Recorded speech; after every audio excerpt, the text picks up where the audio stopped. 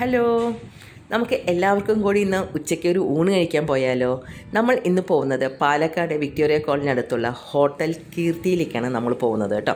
Pure vegetarian ആയിട്ടുള്ള അടിപൊളി ഒരു ഹോട്ടലാണ് കേട്ടോ. അത് നല്ല കാർ പാർക്കിംഗ് സൗകര്യങ്ങളൊക്കെ ഉണ്ട്.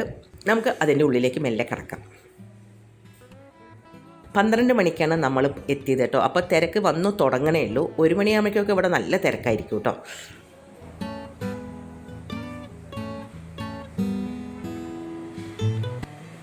നല്ല വൃത്തിയും വെടുപ്പുള്ള ഹോട്ടലാണ് കേട്ടോ. അതിൻ്റെ മുകളിലൊക്കെ കൊടുത്തിട്ടില്ലേ മെനു, നല്ല രസമല്ലേ അതൊക്കെ കാണാൻ. നേരെ നോക്കൂ, നേരെ നല്ലൊരു കഥകളിയാണ് കാണുന്നത്. എനിക്ക് വലിയ ഇഷ്ടമാണ് അത് കാണാൻ. പാലക്കാട് വിക്ടോറിയ കോളേജിലേക്ക് ആ വഴിക്ക് പോകുമ്പോൾ, ആ റൂട്ടിൽ പോകുമ്പോൾ തീർച്ചയായിട്ടും നിങ്ങൾ കീർത്തിയിലൊന്ന് കയറി നോക്കണം കേട്ടോ.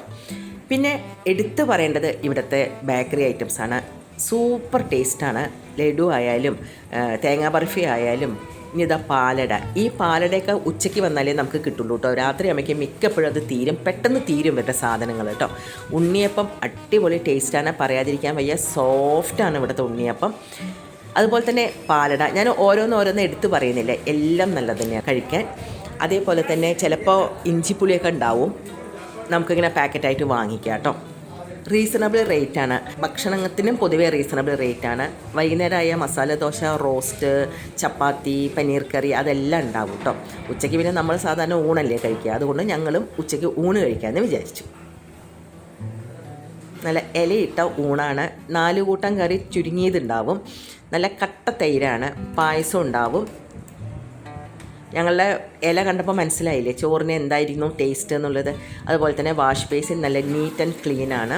അങ്ങനെ ഞങ്ങൾ ഊണ് കഴിഞ്ഞ് കുറച്ച് നേരം അവിടെ ചുറ്റിപ്പറ്റി നിന്നു. ഞാൻ പറഞ്ഞില്ലേ കുറച്ച് ബേക്കറി ഐറ്റംസൊക്കെ വാങ്ങിയിട്ടേ ഞങ്ങൾ എപ്പോഴും പോകാറുള്ളൂ എന്നുള്ളത്.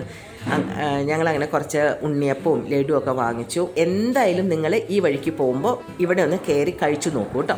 13 വർഷമായി. ആദ്യം എവിടെയായിരുന്നു? ഇവിടെ തന്നെയായിരുന്നു. തിയേറ്ററിന്റെ ഓപ്പോസിറ്റ് ഒരു ചെറിയ മെസ്സായിരുന്നു.